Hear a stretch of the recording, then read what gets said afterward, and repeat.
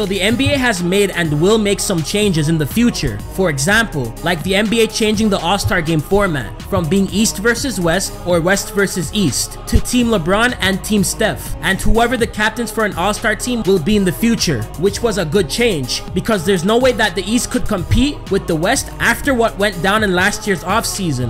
And news has it that by the year 2021, the one and done rule will be eliminated, so the best players from high school can declare for the NBA draft. They don't have to play for one season in college basketball anymore. Or if a player wants, he can make the decision to play in college basketball for however long he wants before declaring to be in the NBA to gain some experience. It's going to be all up to the individual, which is a good thing, but that's not what this video is about. There's a new rule that I feel like the NBA needs to bring into existence, and this is my rule that I made up in my head, and that rule is the 3 and done rule. So the 3 and done rule is when the NBA will only allow 3 All-Stars to be on one team, and I hope the NBA makes this an actual rule one day, because what's going on right now in the NBA is a disgrace. It's not good for basketball, and it will affect the NBA in a negative way in the end if they don't act on it ASAP.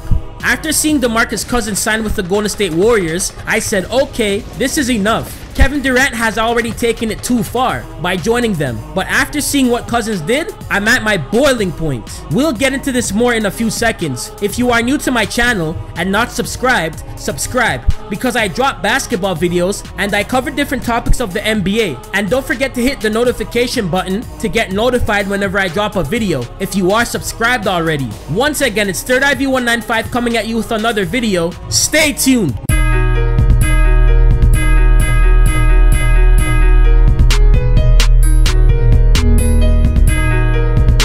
We are going to be taking it back on this one. No, Sid, not happening. When LeBron decided to sign with Miami back in 2010, and there was a new big three that was formed with him, Bosh, and Wade, the NBA world was mad. I was a part of that world, being mad at LeBron too. But when I look back at what he did, it wasn't a bad move. He made a very good decision. He put himself in the best position to win. And to be honest, whether you agree with it or not, it was a competitive move.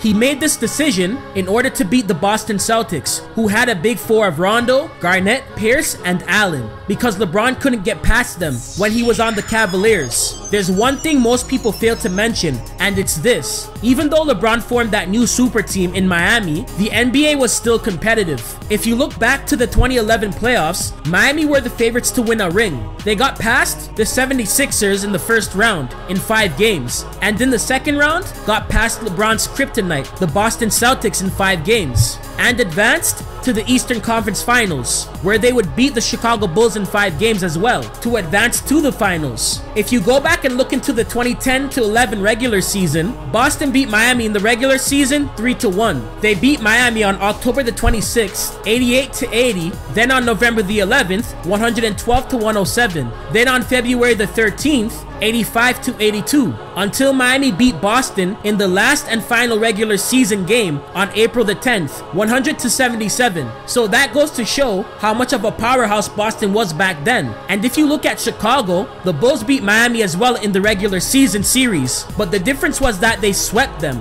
Chicago beat Miami on January the 15th, 99-96. Then on February the 24th, 93-89. And in the last regular season game of that season versus Miami, they beat them 87-86. If you look at Golden State since Kevin Durant signed there in the 2016 offseason, every team they versed in their conference, they dominated, except for the Spurs, because the Spurs beat them on opening night back on October the 25th in 2016, 129-100. On February the 11th, the Spurs beat them 107-85. Until they beat the Spurs in the last regular season game 110-98. Later that month on February the 29th, the Spurs beat them in the regular season series 2-1. Take that in. Literally one team in their conference was able to challenge them. And then when it came to the playoffs, they swept everybody in the first round all the way to the NBA Finals. And they beat Cleveland 4-1 in the finals, which is what you would call a gentleman's sweep. And Cleveland had 5 All-Stars. Just take that in for a few seconds. A team that has 5 All-Stars nearly got swept. That goes to show how unfair the Warriors are. Now going back to Miami, they would end up losing to Dallas in the finals in 6 games, and that was considered an upset, but I don't know why, because they had a really experienced team with a lot of experienced players, and they swept Miami in the regular season series as well. Dallas beat Miami on November the 27th back in 2010, 106-95. Then on December the 20th, 98-96. So they lost 2-0 in the regular season series. So me saying all of this is proof that there was still competition. 3 in Miami was beaten in the finals. At that point during this decade, LeBron was 0 for 1 in the finals. Then when you look at the 2012 playoffs, it was even more competitive for the Heat. In their conference, they beat the Knicks in 5 games in the first round.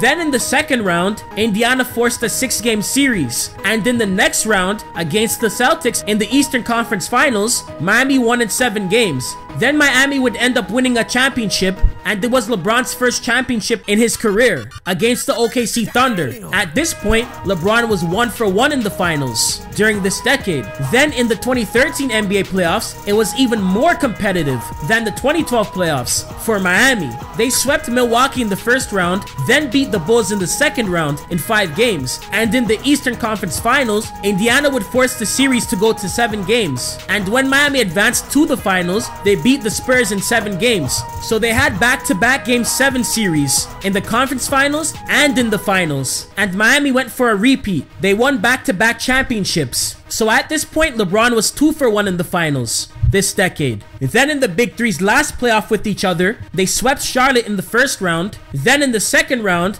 they beat the Nets in 5 games. Then in the conference finals, they beat Indiana in 6 games to advance to the finals. But Miami would lose in the finals by a gentleman's sweep to the Spurs, one of the greatest revenge series in NBA Finals history. And at this point, during the Big Three era, LeBron was 2 for 2 in the finals. So me saying all of this proves my point. Even when LeBron formed the Big Three in Miami, it was still competitive. And Miami was pushed to the limit many times during that era because LeBron was literally 2 for 2 in the NBA Finals. And when you even look at Golden State from this past season, none of the teams that they versed in the playoffs gave them competition except for Houston in the regular season series. Houston beat them 2-1.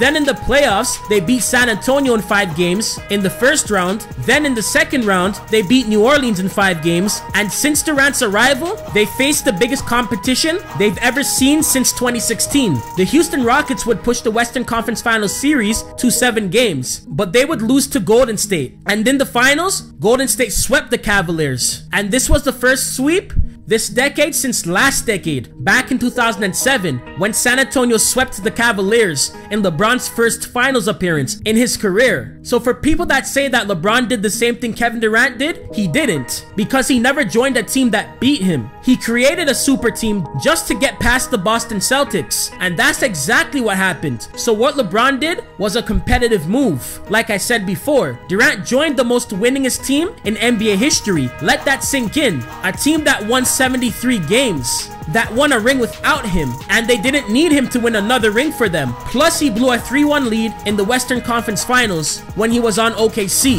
And OKC and Golden State were becoming rivalries. But because he lost to his rivals, he goes and joins them. So he went by the saying, if you can't beat them, join them. There's literally no competition now. If you look at every championship team from this decade, every team had more than 3 All-Stars, except for the Spurs roster that won back in 2014. There was only 3 All-Stars on there, which was Tim Duncan, Tony Parker, and Manu Ginobili. Kawhi never became an All-Star until 2016, as you can see on the screen. That was his first All-Star appearance in his career. So far, in his career, he's a 2-time All-Star. I know you're saying, well, other teams had more than 3 All-Stars on it that won a championship this decade, but what you have to understand is this. A lot of those All-Stars were past their prime. Golden State is a whole different story. They are a different breed. Literally before Demarcus Cousins signing there 2 days ago.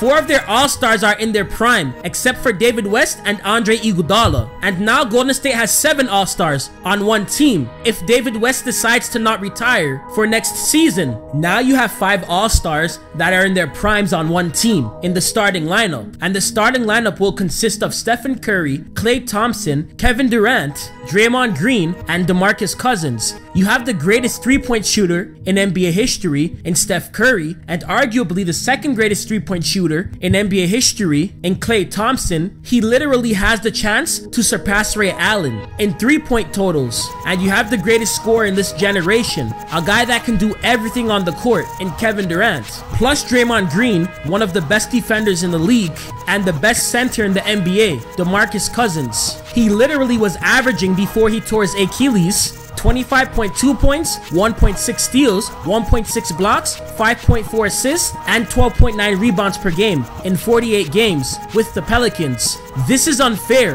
The NBA shouldn't allow this. And this is what something Golden State was missing, the presence of a solid big man in the post. But now they have that. They have a post player that can do everything now. They have the best center in the league.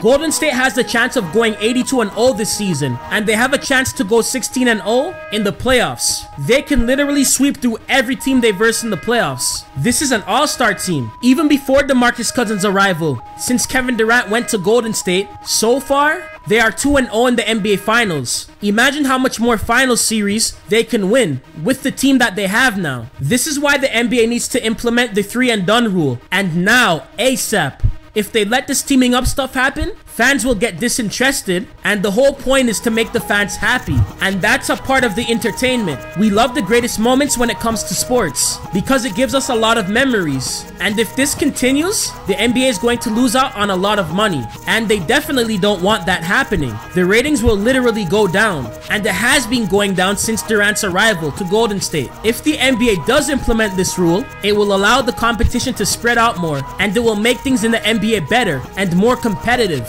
But that's it for the video, guys, and like I always say, please like and subscribe and hit that notification button and comment below. Tell me what you think. Your opinion matters, and follow me on my Twitter and Instagram account. It's the same name as my YouTube channel name, and share this video. Peace. You roll it up, pour it up, pop it up, do it again. A girlie be doing that naughty, then we can't be friends. I prefer NBA 2K and some loyalty. Suicide sauce, chicken wings, and